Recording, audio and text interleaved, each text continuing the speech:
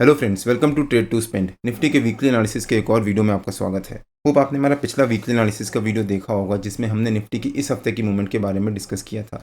और हमने जैसा मेंशन किया था, निफ्टी ने इस हफ्ते ऑलमोस्ट वैसे ही मूवमेंट दिया और सब कुछ सही चल भी रहा था। लेकिन थर्सडे को सेकेंड हाफ में निफ्टी ने स्ट्रॉन्ग प्रॉफिट बुकिंग दिखाई और उसके बाद फ्राइडे को उस प्रॉफिट बुकिंग को कंटिन्यू किया और एक ह्यूज गैप डाउन ओपनिंग दी। ह्यूज गैप डाउन ओपनिंग देने के बाद निफ्टी ने वहाँ से बहुत अच्छी रिकवरी भी दिखाई और जितना निफ्टी ने ह्यूज गैप डाउन ओपनिंग दी थी ऑलमोस्ट उसका 50% रिकवर करने के बाद निफ्टी ने क्लोजिंग दी है। लेकिन वीकली बेसिस पे फिर भी निफ्टी ने एक नेगेटिव क्लोजिंग ही दी है। जो निफ्टी ने रिकवरी दिखाई थी या फिर एक अच्छी खासी गैप अप ओपनिंग दी थी इस हफ्ते मंडे को, वहाँ से निफ्टी ने शार्प प्रॉफिट बुकिंग दिखाई है। मार्केट में सब कुछ सही चल रहा था और निफ्टी अपनी रिकवरी की तरफ बढ़ भी रहा था। लेकिन इसराइल ने ईरान के ऊपर अटैक कर दिया और ईरान ने रिटेलिएट किया। इन लोगों को पता नहीं आपस में क्या सूझी कि रिटेल ट्रेडर्स जो बेचारे प्यार से आराम से धीरे धीरे ट्रेड कर रहे हैं और प्रॉफिट बना रहे हैं और सस्टेन करने की कोशिश कर रहे हैं, उनको यहाँ से चैन से जीने नहीं देंगे ये लोग। नो वन नोज इसके पीछे इनकी क्या प्लानिंग है। आपको क्या लगता है कि जो इसराइल और ईरान का वॉर इनिशिएट हुआ है उसका हमारी मार्केट पे क्या इंपैक्ट पड़ सकता है और कितना बड़ा इंपैक्ट पड़ सकता है? आपके जो भी लेवल से व्यूज़ हो प्लीज़ कमेंट से बताइए। इसराइल और ईरान के बीच में जो वॉर शुरू हुआ है उसका हमारी मार्केट पे क्या इंपैक्ट पड़ेगा और कितना इंपैक्ट पड़ सकता है, उसके बारे में हम लोग इस वीडियो में आगे डिस्कस करेंगे। इस हफ्ते निफ्टी ने प्रॉफिट बुकिंग दिखाने के बाद क्लोजिंग दी है, लेकिन फिर भी निफ्टी वीकली बेसिस पे हमारी जो निफ्टी ने ये रेंज बनाई थी, अभी तक निफ्टी उसी रेंज के बीच में ट्रेड कर रहा है और ना उस रेंज का ब्रेकआउट दिया है ना ब्रेकडाउन दिया है। कोई भी स्टॉक या इंडेक्स जिसको आप ट्रैक कर रहे हो, अगर वो एक रेंज बना रहा है और उस रेंज के बीच में ट्रेड कर रहा है, जितनी बड़ी वो रेंज बनेगी उसके बाद जब ब्रेकआउट होगा या ब्रेकडाउन होगा तब उस डायरेक्शन में उतनी ही स्ट्रॉन्ग मूवमेंट भी आएगी। यहाँ पर अगर आप देखो तो निफ्टी ने वीकली बेसिस पे करीब 10-12 कैंडल्स में या फिर 10-12 दिन सेशंस में निफ्टी ने यहाँ पर एक रेंज बनाई थी और उसी रेंज के बीच में ट्रेड करता रहा था, ना ब्रेकआउट ना ब्रेकडाउन। और फाइनली यहाँ पर जब निफ्टी ने उस रेंज का ब्रेकआउट दिया था उसके बाद निफ्टी ने करीब 3,500-4,000 पॉइंट्स की बहुत अच्छी शानदार रिकवरी दिखाने के बाद वहाँ से फिर छोटी सी प्रॉफिट बुकिंग ली थी और अभी भी निफ्टी ने इसी रेंज के पास जाकर कहीं रिकवरी दिखाई थी और एक अच्छी रिकवरी दिखा भी रहा था। बट पता नहीं इसराइल को क्या सूझी कि उन्होंने जाकर ईरान के ऊपर अटैक कर दिया। अब यहाँ पर निफ्टी ये रेंज बना रहा है, जिस दिन निफ्टी इस रेंज का ब्रेकआउट देगा और उसके ऊपर सस्टेन कर जाएगा, जैसे यहाँ पर निफ्टी ने ब्रेकआउट दिया और उसके ऊपर सस्टेन कर गया, उसके बाद निफ्टी में बहुत शानदार शार्प शॉर्ट कवरिंग आ सकती है। जब तक निफ्टी इस रेंज के बीच में ट्रेड कर रहा है तब तक निफ्टी सेफ है और उसके बाद ब्रेकडाउन होगा तब फॉल आएगा और ब्रेकआउट होगा तब रिकवरी आएगी। लेकिन ज़्यादातर देखा गया है कि जब भी कोई एक स्टॉक या इंडेक्स एक रेंज बनाता है तो उसका ब्रेकआउट होने के चांसेस ज़्यादा होते हैं एज़ कम्पेयर टू ब्रेकडाउन। यहाँ पर भी निफ्टी ने रेंज बनाई तो ब्रेकआउट दिया, उसके बाद बहुत अच्छी रिकवरी दिखाई। यहाँ पर भी निफ्टी ने इसी रेंज के बीच में ट्रेड करता रहा, फिर ब्रेकआउट दिया। यहाँ पर भी रेंज बनाई और उसका ब्रेकआउट दिया। यहाँ पर निफ्टी ने रेंज बनाई थी और उसका ब्रेकडाउन दिया था और शार्प ब्रेकडाउन दिया था, फिर लेकिन रिकवरी भी दिखा ली थी। तो यहाँ पर निफ्टी ने जब यहाँ पर यू टर्न लिया था और यहाँ से रेजिस्टेंस लिया था फिर शार्प फॉल दिखाया था। अब निफ्टी ने यहाँ से फिर से रिकवरी दिखाई है तो हो सकता है निफ्टी इस रिकवरी को कंटिन्यू करे। हमने अपने पिछले वीकली एनालिसिस के वीडियो में निफ्टी की इस हफ्ते की मूवमेंट के बारे में डिस्कस किया था और अगर आप थर्सडे और फ्राइडे की निफ्टी की मूवमेंट को छोड़ दो तो निफ्टी में जैसा हमने मेंशन किया था ऑलमोस्ट वैसा ही मूवमेंट दिया था और हमने उसके बारे में अपने वीकली एनालिसिस के वीडियो में डिटेल में डिस्कस भी किया था। अगर आपने हमारा पिछला वीकली एनालिसिस का वो वीडियो नहीं देखा है तो उसका लिंक मैंने डिस्क्रिप्शन में डाल दिया है और आपको ऊपर यहाँ पर आई बटन में मिल जाएगा।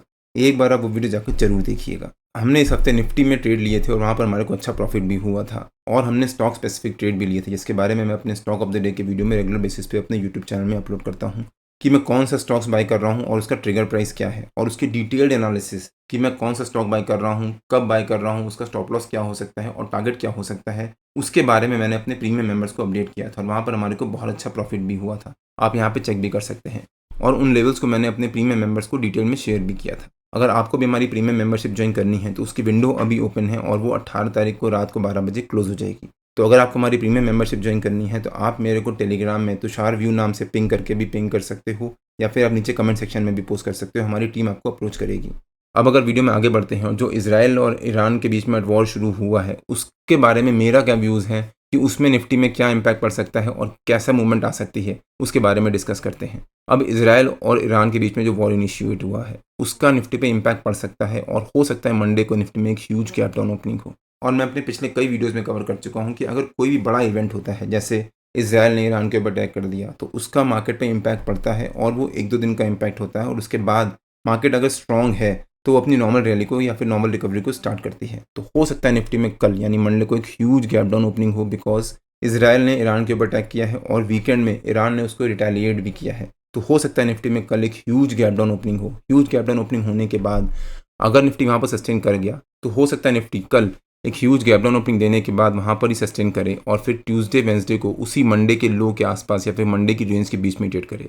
और अगर निफ्टी ने मंडे को एक ह्यूज गैप डाउन ओपनिंग दी जिसकी उम्मीद भी है, तो अगर निफ्टी कल एक ह्यूज गैप डाउन ओपनिंग देता है और ट्यूसडे वेंसडे को मंडे के हाई और लो के आसपास या उसी रेंज के बीच में ट्रेड करना शुरू करता है, तो हो सकता है थर्सडे ऑनवर्ड्स निफ्टी में रिकवरी आना स्टार्ट हो, अगर इजराइल और ईरान का वॉर ज़्यादा एस्केलेट नहीं हुआ तो। अब अगर ईरान और इजराइल का वॉर एस्केलेट हुआ और वहाँ पर यूएस भी डायरेक्ट एंट्री मारी या फिर चाइना और रशिया ने भी डायरेक्ट एंट्री मारी या फिर यूके ने डायरेक्ट एंट्री मारी, तो कोई भी अगर थर्ड कंट्री अब बीच में घुसी डायरेक्ट, तो हो सकता है अब ये वर्ल्ड वॉर की तैयारी हो और फिर तो मार्केट में एक बहुत स्ट्रॉन्ग शार्प प्रॉफिट बुकिंग आने वाली है। अगर इसराइल और ईरान के बीच में जो वॉर इनिशिएट हुआ है उसमें कोई भी थर्ड कंट्री ने डायरेक्ट एंट्री नहीं मारी, तो निफ्टी में यहाँ से रिकवरी आ सकती है। और अगर किसी थर्ड कंट्री ने डायरेक्ट एंट्री मारी तो निफ्टी में यहाँ से बहुत स्ट्रॉन्ग प्रॉफिट बुकिंग आ सकती है। और अगर किसी थर्ड कंट्री ने यहाँ से रिकवरी दिखाई और मंडे को निफ्टी ने नेगेटिव क्लोजिंग दी और ट्यूसडे को मंडे के लो के नीचे जाकर क्लोजिंग दी, तो वहाँ पर मैं अपनी पोजीशन से एग्जिट हो जाऊँगा, स्पेशली जो मिड कैप और स्मॉल कैप्स हैं। लार्ज कैप्स को एक्यूमुलेट करने का टाइम होगा, लेकिन अभी वो राइट टाइम नहीं आएगा। अगर ये वॉर एस्केलेट होता है और निफ्टी मंडे को नेगेटिव क्लोजिंग देता है और ट्यूसडे को मंडे के लो के नीचे क्लोजिंग देता है, अगर निफ्टी ने मंडे और ट्यूसडे वेडनेसडे को एक रेंज बनाई और उसी रेंज के बीच में ट्रेड करता रहा, तब हम वहाँ पर अच्छे फंडामेंटल्स वाले स्टॉक को एक्यूमुलेट कर सकते हैं और वो अच्छी अपॉर्चुनिटी भी होगी। तो अब देखते हैं कि निफ्टी के हमारे इस हफ्ते के लेवल्स और मूवमेंट कैसी रह सकती है। तो निफ्टी ने जो वीकली बेसिस पे रेंज बनाई थी, इस रेंज का जो नीचे का लेवल है वो निफ्टी का हमारा इस हफ्ते का सपोर्ट रह सकता है, मतलब 24,333 के आसपास अगर आप उसको राउंड कर दो तो। और जो हमारा ये इस हफ्ते का वीकली रेजिस्टेंस था 25,200, वो निफ्टी का हमारा अगले हफ्ते का रेजिस्टेंस रह सकता है। और इस हफ्ते निफ्टी ने ऑलमोस्ट हमारे वीकली रेजिस्टेंस के पास जाकर ही रेजिस्टेंस लिया था। 25,222 निफ्टी का हमारा इस हफ्ते का हाई था, तो हो सकता है निफ्टी अगले हफ्ते 25,222 एज ए रेजिस्टेंस और 24,333 एज ए सपोर्ट इसी रेंज के बीच में ट्रेड करे।